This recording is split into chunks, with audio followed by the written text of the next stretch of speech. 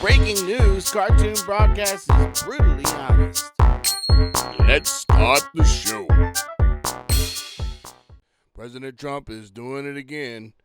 TSMC is investing $100 billion into our country. That means they'll be building factories to make chips right here in the U.S. Why all of a sudden is TSMC building factories in America? The answer is tariffs. That's right, Americans, tariffs. Everyone wants to try to blame tariffs for inflation and other bad things, and you may have an argument on small, quick, temporary inflation, but when it comes to tariffs, what they do is bring in money to the United States. They also make people that make things outside the United States want to build them here. He's also going to be lowering the tax rate for people that build things right here in America. This is simple economic stuff. The Democrats have all these fancy ways of making people get emotional and making everybody go haywire and think things that aren't true. But at the end of the day, tariffs will work.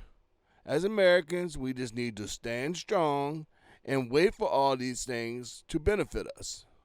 Speaking of tariffs and manufacturing in America, automaker Honda is expected to produce its next generation Civic hybrid model in Indiana, while Wisconsin's based Clarios, a leader in low voltage energy storage, announced a $6 billion plan to expand its U.S. based manufacturing. These are only the latest major companies to announce such a move in alignment with President Trump's Made in America agenda. Last week, Apple announced a historic $500 billion investment that will create 20,000 new U.S.-based jobs, while drug maker Eli Lilly announced a $27 billion investment in the U.S.-based manufacturing. This brings the total number of investments secured in President Trump's second term to nearly $2 trillion. That is a big number. That is a lot of investments in a short amount of time. President Biden touted that they had $1 trillion in investments into America his 4 years. President Trump's been there for weeks, and we're hitting $2 trillion.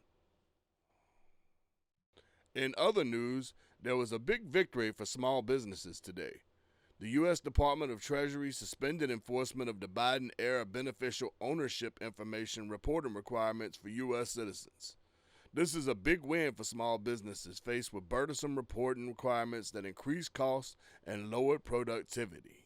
Okay, for the last story today, I've seen reports of paid actors being responsible for a lot of the protests going on. And I'm not sure if that's fully the truth or not, but I bet some of the people that were paid by those fraudulent contracts and money Doge found are mad. Everyone goes out the door kicking and screaming when they've been fired or let go, so a lot of them could be real. I can tell you that all of this mess and reporting from the media either way is designed to get people mad and upset and maybe even get involved. I'm reporting positive things that are happening in the country because it looks like the media today won't even do that.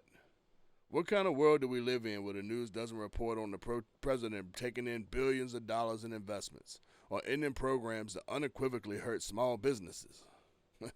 I mean, that's okay, legacy media. We'll just keep on reporting the good stuff and you all keep up the bad because the election proved which one people want to hear.